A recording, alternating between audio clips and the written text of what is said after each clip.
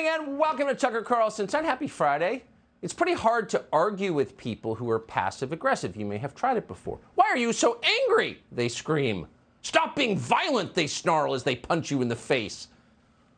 Passive-aggressive people are intent on dominating you, but they're too dishonest to admit it. Now, it's not an honorable style of attack, but it's very effective, mostly because it's so bewildering. The Democratic Party practices this. Democrats will never meet you on an open field of battle. Instead, they will sneak up behind you and knock you unconscious with a bag of sanctimony. This is the party of weak men and angry women, so passive aggression is their only mode of communication. If you've ever seen one of Jen Psaki's press conferences, you know exactly what we're talking about. We watched one of them yesterday, in fact. It was her last. Peter Doocy asked Psaki what the administration thinks of the fact that liberal groups have posted the home addresses of conservative Supreme Court justices on the internet. Now, why are they doing this? Well, it's obvious why they're doing it, and no one denies why they're doing it. They're doing it in order to frighten those justices into changing their votes on Roe v. Wade. Now, that's illegal. It's very clearly a federal crime.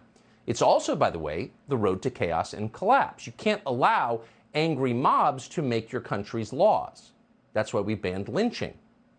But Jen Psaki did not have a problem with this. People are understandably upset with Sam Alito's views, she said, so you shouldn't be surprised they want to express that concern in person by screaming at Sam Alito and his family. Quote, I don't have an official U.S. government position on where people should protest. Really, Jen Psaki? Are those the rules now? How would you feel if angry protesters showed up outside, say, Michelle Obama's house? Of course, they'd be thrown into thumbscrews within minutes and charged with racism, and you would applaud as they languished in jail. But conservative Supreme Court justices, no, that's a different story because conservative Supreme Court justices deserve it. That's Jen Psaki's position. But it is not, in fact, since we're speaking of this topic, the official position of the U.S. government. No. According to 18 U.S. Code 1507, the official position of the U.S. government is you're not allowed to intimidate judges. Period. Quote, whoever with the intent of interfering with, obstructing, or impeding the administration of justice or with the intent of influencing any judge, juror, witness, or court officer in the discharge of his duty pickets or parades in or near a building housing a court of the United States or in or near a building or residence occupied or used by such judge, juror, witness, or court officer, or with such intent uses any sound truck or similar device or resorts to any other demonstration in or near any such building or residence shall be fined or imprisoned. So it's very clearly a crime. Jen Psaki either didn't know this or far more likely didn't care, because as far as the Biden administration is concerned, Justice Alito is responsible for the threats against his family. If you don't want to be targeted by a mob, then don't write opinions the mob doesn't like, Dumbo. You did this to yourself. It's your fault we're hurting you. That's always the position of passive-aggressive people, and it's the position of the passive-aggressive party. So we recognized it immediately because we watch this stuff for a living. And then we saw this, and it made us think. This ran on CNN this morning. Now, for days, we have assumed, based on quite a bit of evidence, that the main threat to Supreme Court justices right now, and to our justice system itself, comes from groups of activist liberals who are enraged by the idea that Roe v. Wade might be repealed. These are the people who are spray painting churches and putting Sam Alito's home address on the internet. They're the mob, and they're angry, and we know why they're angry, so the whole thing made sense to us. But according to CNN, that's not what's happening. In fact, it's the opposite of what's happening. The real threat, CNN informed us this morning, comes not from people who are angry about Sam Alito's opinion, but from people who are happy about it. So the ones who are celebrating what Sam Alito wrote are the ones who are the real danger to the Supreme Court. Watch. This morning, law enforcement officials are preparing for potential violence in the Capitol and nationwide after the leak of that Supreme Court draft opinion that would strike down Roe v. Wade after 50 years. Capitol Police are warning the far right is calling for violence against a religious group planning to rally for abortion rights. Whitney Wild is live outside the Supreme Court. Listen, seeing fences go up there, it's sort of like post-January 6th. What are you seeing, and what specific intelligence is warning police officials? Well, at this point, law enforcement sources, several of them tell us that they are closely monitoring social media chatter that suggests that there's a potential for violence against abortion clinic providers, abortion clinic staff, members of the judiciary. That would include the justices here, as well as members of the federal government. And what we know after January 6th and what law enforcement knows across the country is that social media chatter can manifest into actual violence. Sometimes people really do say what they're going to do.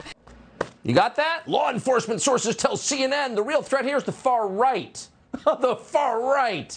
Fences are going up outside the Supreme Court because the far right poses a threat. The far right is the one you have to watch out for. They're the ones whose electronic communications you've got to, quote, monitor closely.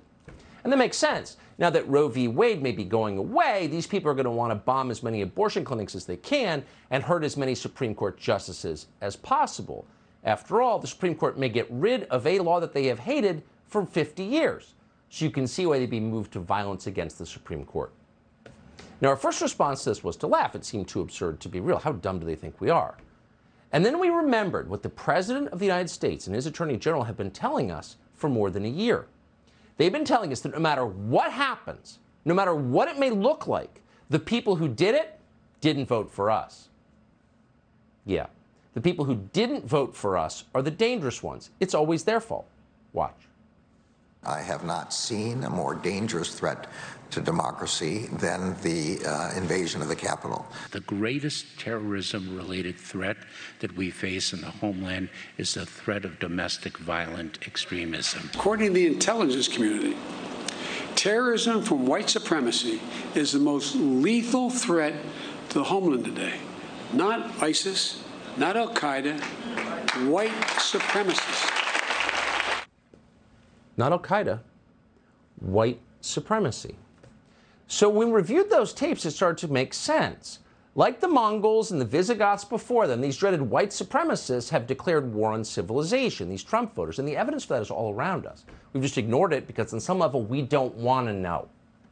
But in retrospect, it was always right in front of us. You recall when Trump voters looted that Macy's in New York City.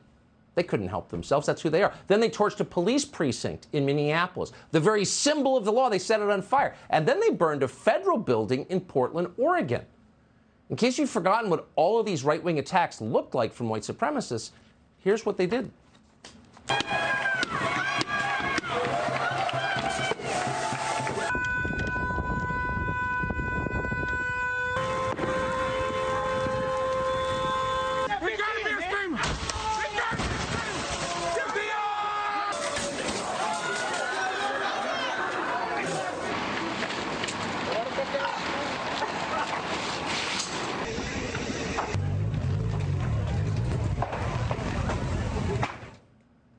So you can see why they're putting up barriers in front of the Supreme Court. Those people are so happy with Sam Alito's opinion, they might start burning and looting again. And of course, that would be consistent with the years-long reign of right-wing terror we've been living through.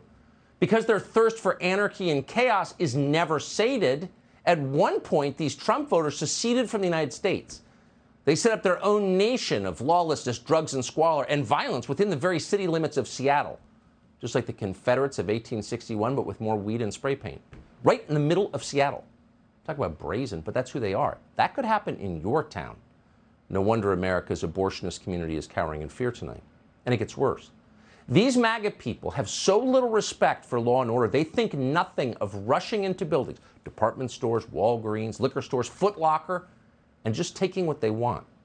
They steal armfuls of merchandise off the shelves and walk out the door like it's theirs. And then, purely to amuse themselves, they push strangers in front of trains and open fire on subway cars. They drive trucks through Christmas parades and beat elderly Asian women on the street. Now, you can't control these people because they're beyond the reach of logic.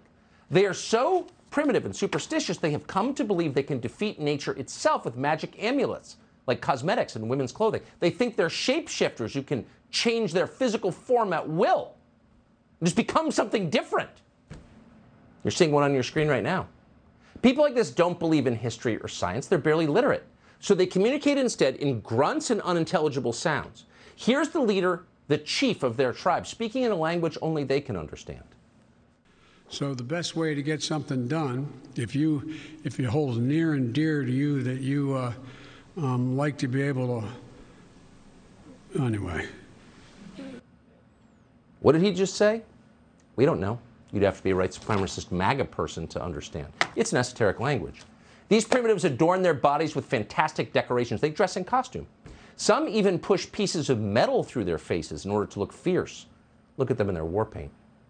Hi, my name's Az and I'm a preschool teacher. Recently we started wearing pronoun pins and the kids get to pick a new pronoun pin every day. We have some that pick like she, her every single day, and we have some that change it up. So I'm a non-binary preschool teacher, and my kids know I'm non-binary. They know I'm not a girl or a boy.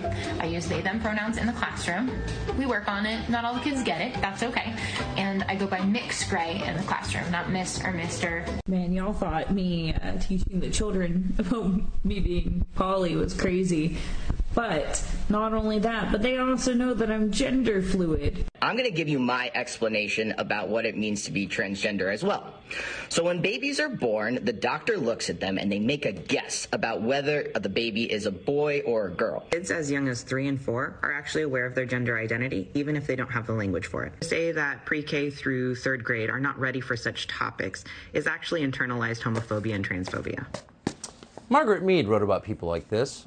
Antisocial elements that are a feature of any society. But in our case, the MAGA people number in the millions. You saw just a few on your screen. And because there are so many, they threaten the very foundations of our civil society, just like Alejandro Mayorkas and the Attorney General have warned us. They are so powerful that courts and legislators bow before their rage. Prosecutors can't even restrain them, but instead do their bidding. Why? Because they're afraid not to. Do you remember what the MAGA people did to Minneapolis when a jury dared to convict their spiritual leader, Derek Chauvin? The MAGA people stormed the jail, freed Chauvin, then carried him on their shoulders back to their guerrilla camps in the mountains, where they danced triumphantly before bonfires made of back issues of the Atlantic magazine, howling into the night sky. And then, as an indelible lesson to the rest of us, they returned to the city of Minneapolis and sacked it. Because that's what they do when they don't agree with the jury decision. They riot. That's what the MAGA people are like, and that's where they're the greatest threat we face. Do you remember that moment? We saved the tape. Ladies and gentlemen, here are the MAGA people. Everybody out here enjoying themselves. We love being together as a family. We'd play more, but it's stomach turning. Ask Jen Psaki what it looked like. She's never recovered from it. Subscribe to the Fox News YouTube channel to catch our nightly opens, stories that are changing the world and changing your life. From Tucker Carlson Tonight.